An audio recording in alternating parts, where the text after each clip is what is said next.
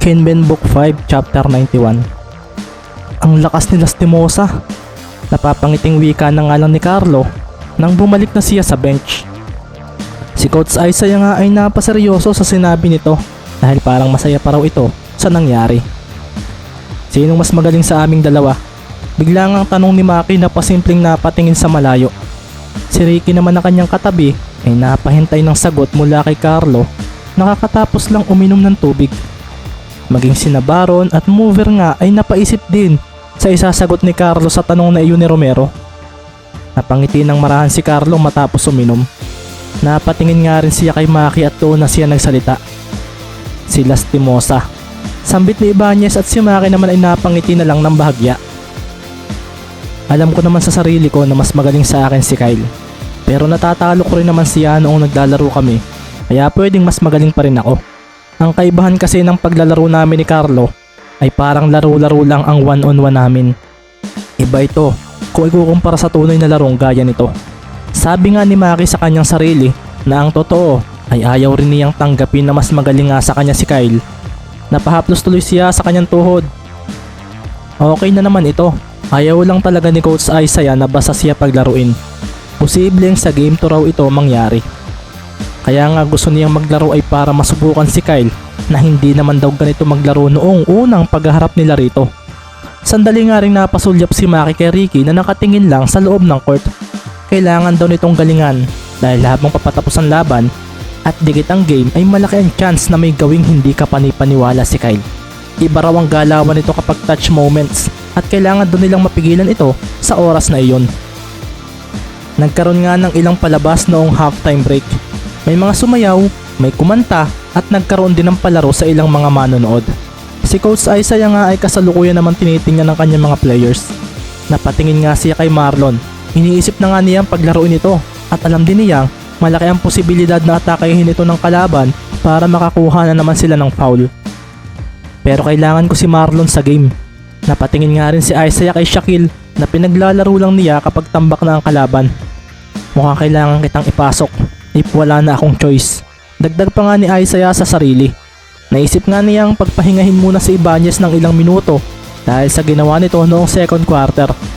Pinaghanda nga ni Isaiah sina Magbuo, Lee, Sanchez, Mendez at Mover. Tumayo na nga ang lima at sinabi na nga rin ni Isaiah ang posibilidad na si Marlon ang maging target ng kalaban. Dre, kapag nakita mong hindi kaya ni Ricky si Lastimosa, mag-help defense ka. Opo coach. Marky, huwag ka munang basta lumayo sa basket. Samahan mo si Marlon. Kailangang masecure ninyo ang rebound. Ricky at Mover, kayong dalawa magmando ng opensa. Trey, kung sino ang makakatapat mo ay dikitan mo ng mabuti sa depensa. Kailangang mailimit lang natin kay Lastimosa ang bola kung makakaya natin. Second half na at parang mas magiging mapanganib ang laro niya kung mananatiling dikit ang laban nating ito. Kung kaya ninyong tumira ng outside shots, iyon muna ang gawin ninyo.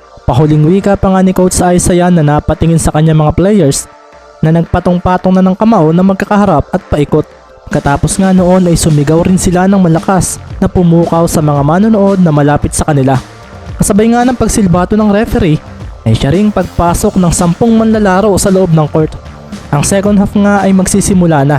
Dikit pa rin nga ang score at tila hindi nga sigurado ang mga manonood kung sino ang kukuha ng unang labang ito. Sa ipinapakita kasi ni Lastimosa at Mendez ay tila nagawa nitong hatiin ang opinyon at prediksyon ng karamihan.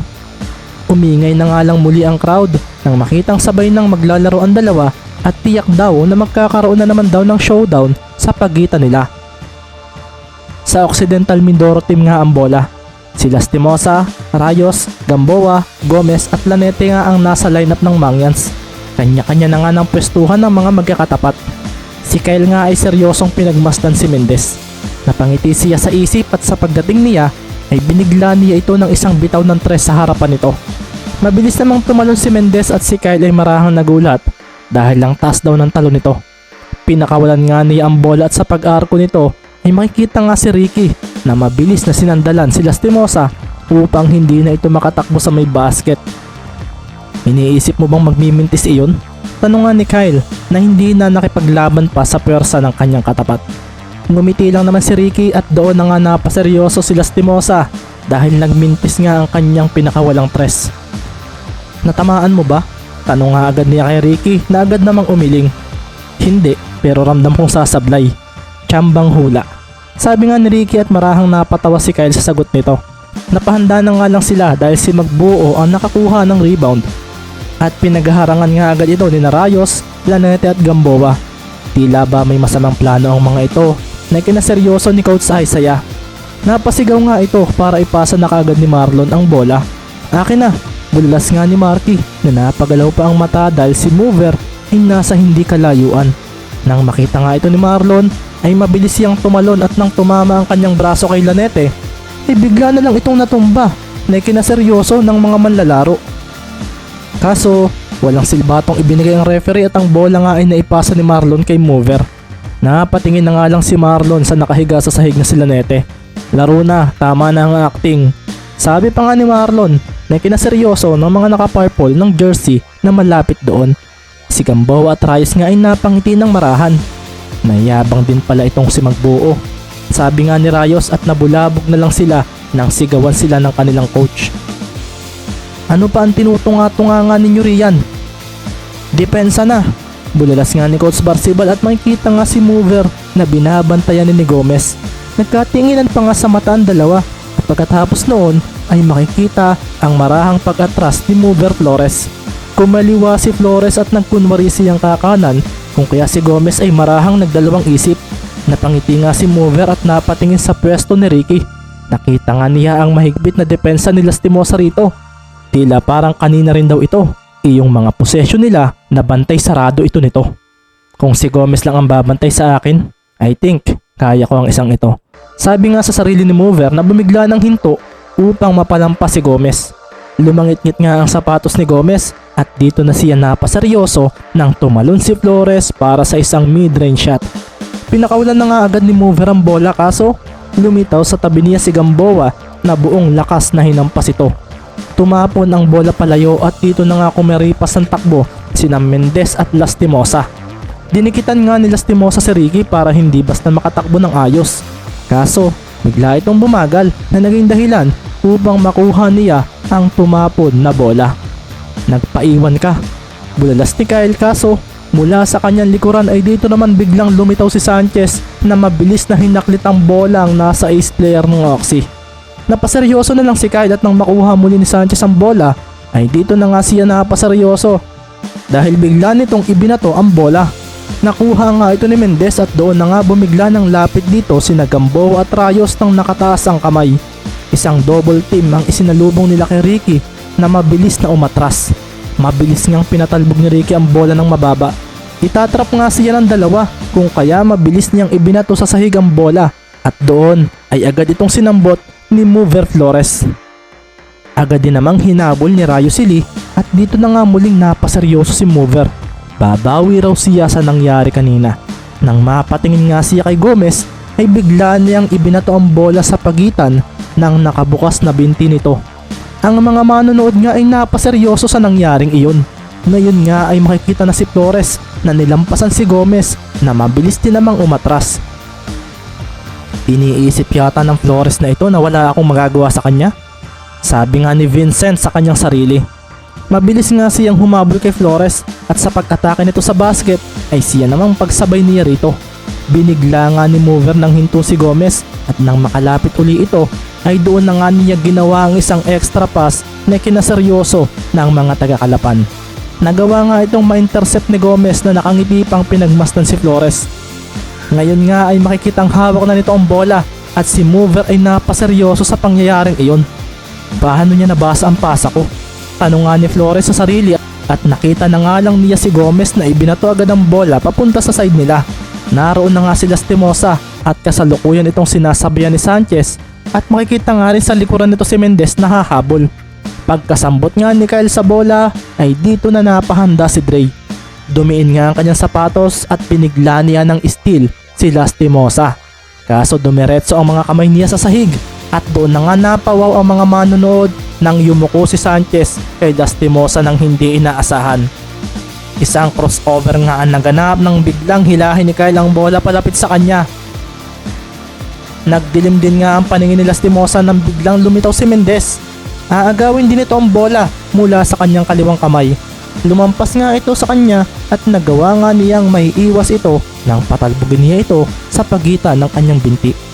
Sinambot nga ito ng kanyang kanang palad at sa paglampas ni Ricky ay isang biglaang step back na ang isinunod ni Lastimosa na nagpatayo sa mga manonood.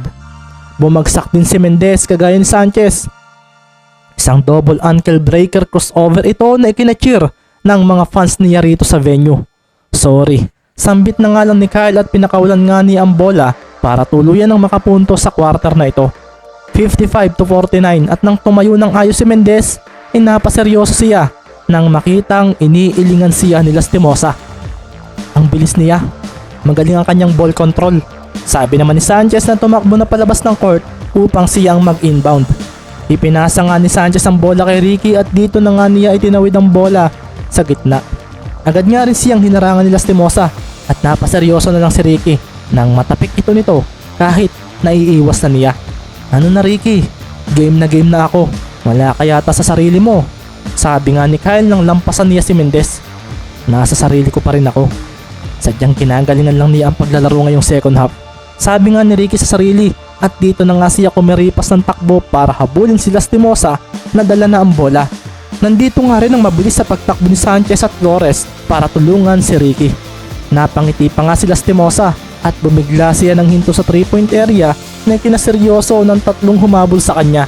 Paglapit nila ay bigla na lang nagpakawala ng mabilis na bitaw sa bola ang ace player ng Oxy at napakuyom si Coach Isaiah sa nangyayaring iyon. Hinalit nga ng bola ang basket at sa paglapag ni Lastimosa ay napailing nga siya ng marahan ng pagmasdan ang tatlo.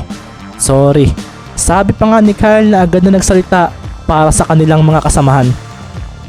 Huwag natin silang papuntusin. Sabi nga ni Kyle at malakas na oo naman ang tugon ng kanyang mga kasama na hindi maiwasang matuwa sa kanyang ginagawa. Dapat talaga naglalaro ako ngayon. Nasabi na nga lang ni Maki na napatingin kay Kyle na pasimple pa siyang ninitian. Ito ang gusto mo Maki, hindi ba? Ang talunin si Mendez? Gagawin ko na dito sa finals. Dagdag pa nga ni Kyle sa kanyang sarili at sa pagdating nga ni Mendez ay agad niya itong hinarangan. Sa pag-atake ni Ricky ay doon na nga rin biglang bumangga si Kyle sa lumitaw na sili. Isang screen at sa paglayo ni Ricky ay isa namang paghabol sa kanya ni Rayos na mabilis na pinasayaw ni Mendez ng isang mabilis na pagkaliwa at kanan na dribbling ang ginawa nito. Hindi ko man matatalo ikaw Sir Kyle sa ngayon, kaya ko namang gawin ito sa iyong mga kasamahan. Sabi nga ni Mendez sa kanyang sarili at sa pag-atras niya ay doon na nga siya napangiti. Mauta ka talaga Ricky Mendez. Sabi nga ni Kyle sa kanyang isip at makikita nga siyang napatingin na lang sa umarkong bola na binitawan ni Ricky. Hinalit noon ang basket at ang mga kasamahan ni Mendez ay napakuyom dahil matapos iyon ay nakita nila ang pagngiti nito. Sasabay tayo. Hindi ako sasabay kay Lastimosa. Sambit nga ni Ricky na ikinangiti ng kanyang mga kasamahan. Bakit ako makikipag-showdown sa iyo ngayon? Mas mahalaga ang manalo kami sa game na ito. Sabi pa nga ni Mendez sa kanyang sarili at pagtingin nga niya kay Kyle ay nakita niya ang paggalaw ng labi nito. Sa pagbalik nga ng possession ng bola sa Oxy ay makikita ang pagharap agad ni Lastimosa sa kanyang defender na si Mendez. Nagkatinginan sila sa mata at dito na nga bumigla si Kyle ng abante papunta sa kanan. Hindi nga siya nag-sidestep. Lakas ang ginamit niya kaya nang dumikit si Ricky ay hindi ito basta nakasabay. Huminto bigla si Kyle at sa paghabol pabalik ni Mendez ay dito na nga sila nagkaiwasan. Binigla rin ni Lastimosa ng pagkaliwa si Ricky. Isang biglaang move iyon at agad nga ring tumalon si Kyle para pakawalan ang bola. Napaseryoso na nga lang si Lastimosa dahil nasira ang tira niya nang lumitaw naman si Sanchez sa kanyang tabi. Sa tansya niya ay natamaan ito ang bola na makikita sa naging resulta ng kanyang jump shot. Nagminti si Lastimosa at kasunod nito ay ang pagtalon bigla ni Rayos sa harapan ng basket. Nakuha nito ang rebound at bago pa nga siya lumapag ay agad niyang binitawan ng bola para sa isang follow-up shot. Kumawala na ang bola sa ere pero hindi naman ito hinayaan ni Magbuo na hinaklit ang bola sa ere na ikinakuyom ni Coach Barcebal. Napatingin nga siya kay Lanete at nakita niyang nakaupo ito sa sahig. Paglapag nga ni Magbuo ay mabilis niyang iniiwas ang bola sa agresibong si Rayos. Agad nga niyang ipinasa ito kay Mover at pagkatapos noon ay agad din itong ibinato ang bola kay Mendez na kumaripas agad ang takbo papunta sa kanilang side. Bawian mo si Lastimosa. Sigaw ni Mover na ikinaseryoso ng mga nakapakinig, lalo na si Kyle. Height at power ang lamang sa akin ni Sir Kyle. Kaya sa ganitong pagkakataon, gagamitin ko naman ang lamang ko sa iyo. Sabi nga ni Mendez sa sarili, at nang lampasan siya ni Lastimosa ay bumigla siya ng hinto. Sa paghabol naman sa kanya nito ay agad siyang nag-sidestep pa kanan na mabilis namang narespondihan ni Lastimosa. Kung titingnan nga ay nakakasabay pa si Kyle, kaso nang tingnan niya si Ricky sa kanyang tapat ay napaseryoso na lang siya dahil wala na ito rito. Paglingon niya sa kanyang likuran ay nakita na lang niya si Mendez na lumapag na mula sa isang libreng layup. Hindi na ako sa iyo magpapahuli, Sir Kyle. Sabi pa nga ni Mendez na masayang nilampasan si Lastimosa na parang hindi makapaniwala sa nangyari. Itong bilis na ito ang magiging pantapat ko sa mga magagaling na players na makakaharap ko.